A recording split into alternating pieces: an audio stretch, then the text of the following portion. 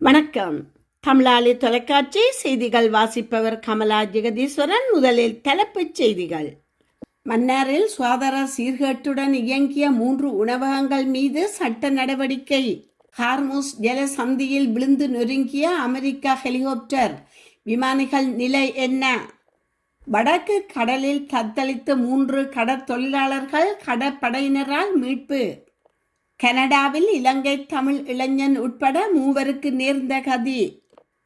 14 மாவட்டங்களில் டெங்கு அபாயம் தீவிரம். 150 வருடங்களின் பின் கியூபாவில் சக்தி வாய்ந்த நிலநடுக்கம். மக்கள் அலறியடித்து ஓட்டம். கொழும்பில் ஹோட்டல் ஒன்றில் தீ விபத்து. 4 பேர் வைத்தியசாலையில் அனுமதி. பாடகர் சங்கீதனை விடுதலை செய்ய கோரி மன்னாரில் போராட்டம். விடுவிக்கப்பட்டுள்ள அழைப்பு. 17 பேரின் குடியுரிமையை பறிக்க அமெரிக்கா அதிரடி நடவடிக்கை. கனடாவில் தபால் விநியோகம் தொடர்பில் வெளியான முக்கிய அறிவிப்பு. இனி தொடர்கிறது விரிவான செய்திகள். மன்னார் நகர பகுதியில் பொதுமக்களின் சுகாதாரத்தை பாதிக்கும் வகையில் சுகாதார சீர்கேடுகள் உடன் இயங்கி வந்த 3 பிரபல உணவகங்கள் மீது மன்னார் பொது சுகாதார வைத்திய அதிகாரி பணிமனையினால் அதிரடி சட்ட நடவடிக்கை மேற்கொள்ளப்பட்டுள்ளது. மன்னார் பொது சுகாதார வைத்திய அதிகாரி பணிமனைக்கு தொடர்ச்சியாக கிடைக்கப்பெற்ற முறைப்பாடுகளை தொடர்ந்து குறித்த உணவகங்களில் திடீர் ஆய்வு நடவடிக்கைகள் மேற்கொள்ளப்பட்டன. இந்த ஆய்வின் போது குறித்த உணவகங்கள் கடுமையான சுகாதார சீர்கேடுகளுடன் இயங்கி வந்தமை கண்டறியப்பட்டுள்ளது. குறிப்பாக உணவுகள் தயாரிக்கும் இடங்கள் மிகுந்த அசுத்தமாகவும் துர்நாற்றம் வீசும் வகையில் காணப்பட்டன. உணவகம் முழுவதும் ஈக்கள் அதிக அளவில் மொய்த்து கொண்டிருந்ததுடன் கழிவு நீர் வெளியேற முறையான வசதிகள் இன்றி காணப்பட்டுள்ளது. மேலும் சேகரிக்கப்படும் குப்பைகளை உரிய முறையில் அகற்றப்படாமல் சுகாதாரமற்ற முறையில் வைக்கப்பட்டிருந்தமை உட்பட குறித்த உணவகங்களுக்கு உரிய சுகாதார சான்றிதழ்கள் பெறப்படவில்லை. அதே நேரம் உணவு தயாரிக்கும் பணியாளர்கள் எவ்வித மருத்துவ சான்றிதழும் இன்றி பணியில் ஈடுபட்டிருந்ததும் தெரிய வந்துள்ளது.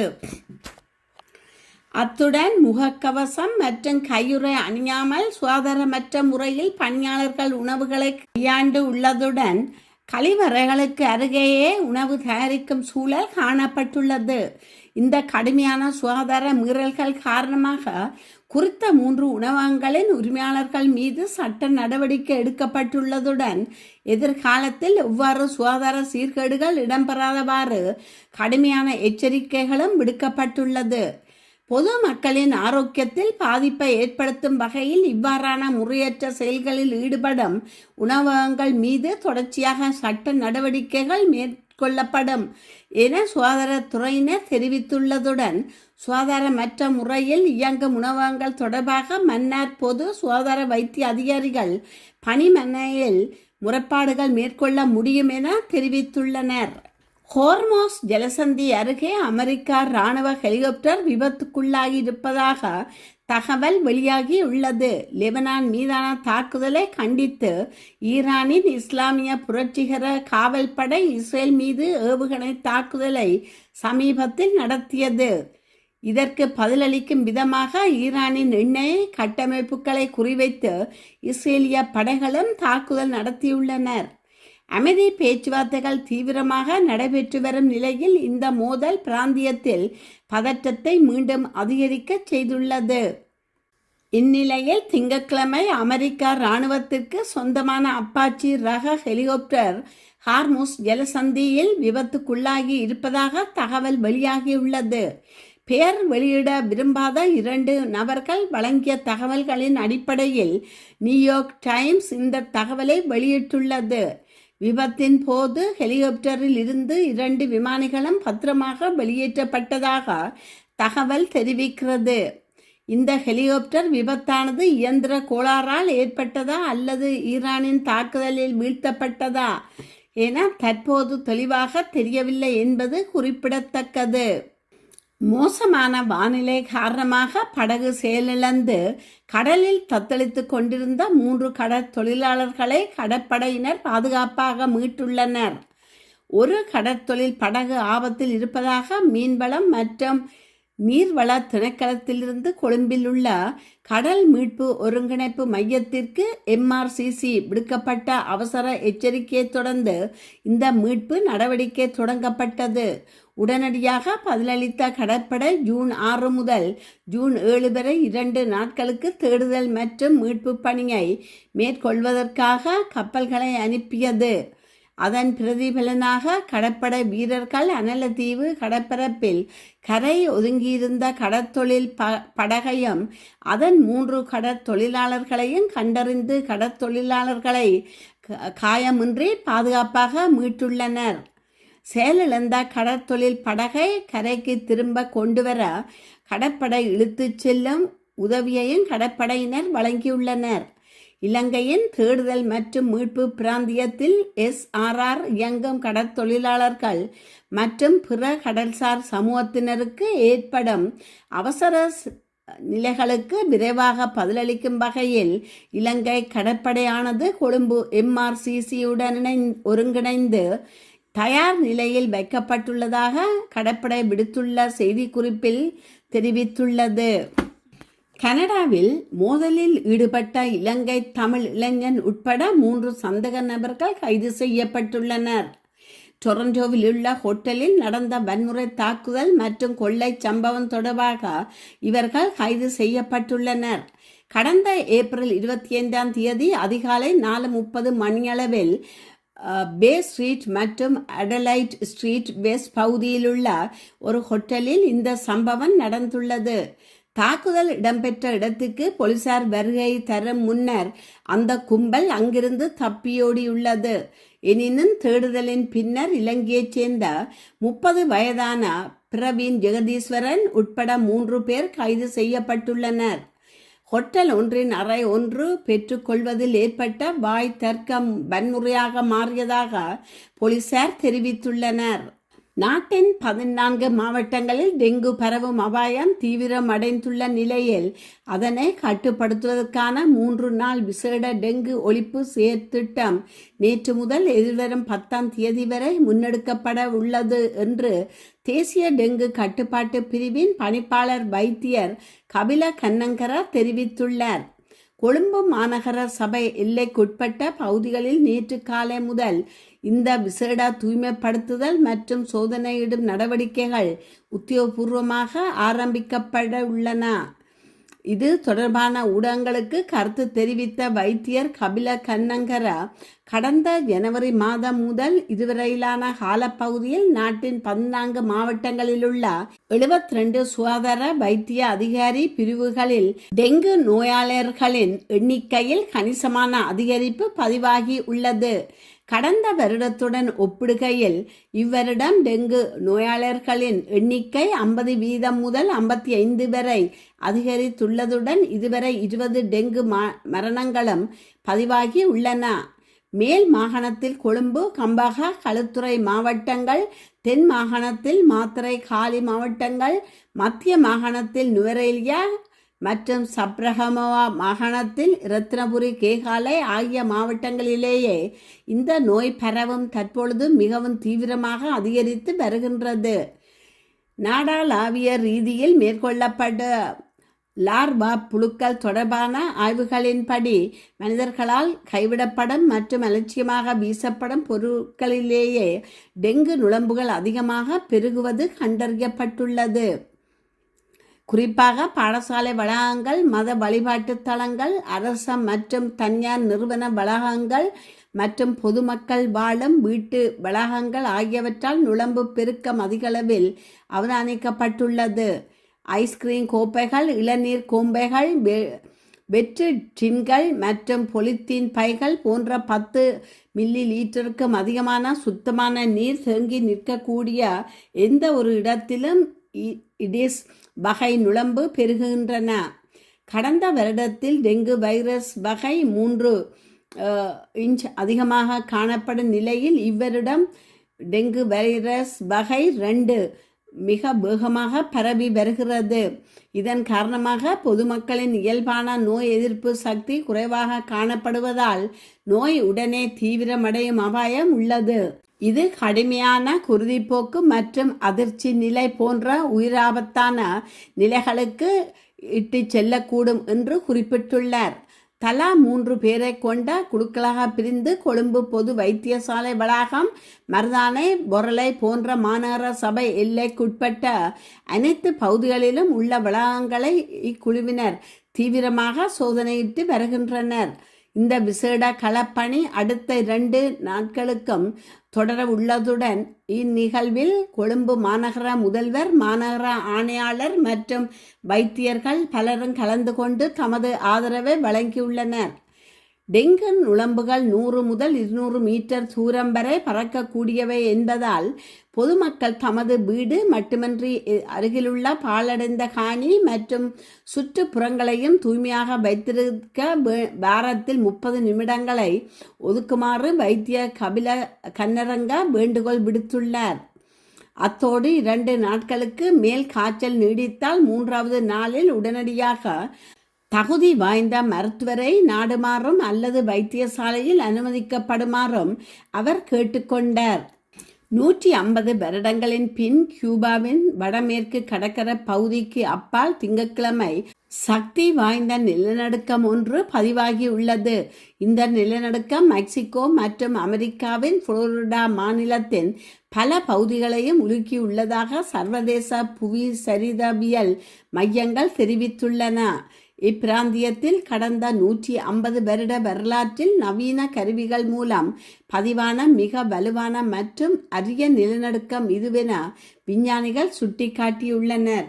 இந்த நிலநடுக்கமானது ரிச்டர் அளவுகோலில் 6.1 மெக்னிடியூட் ஆக பதிவாகியுள்ளது. கடல் மட்டத்திலிருந்து வெறும் 26 கிலோமீட்டர், அதாவது 16 மைல் என்ற ஆழமற்ற பகுதியில் இந்த நிலநடுக்கம் ஏற்பட்டுள்ளது. இதன் மையப்புள்ளி கியூபாவின் மாண்டுவா நகருக்கு மேற்கு வடமேற்கு 104 கிலோமீட்டர் தொலைவிலும், தலைநகர் ஹவானாவில் இருந்து கார் மூலம் பயணிக்கும் 2 முதல் 4 மணித்தியால தூரத்திலும் அமைந்துள்ளது. இது குறித்து அமெரிக்கா புவியியல் ஆய்வு நிலையத்தின் புவியியல் ஆய்வு நிபுணர் பார்-எல் இந்திய நடுக்கமானது டெக்டோனிக் தட்டின் உட்பகுதியில் ஏற்பட்டுள்ளதால் மிகவும் அசாதாரணமானது. பொதுவாக தட்டுகளின் எல்லைகளிடையே நிலநடுக்கங்கள் அடிக்கடி ஏற்படும்.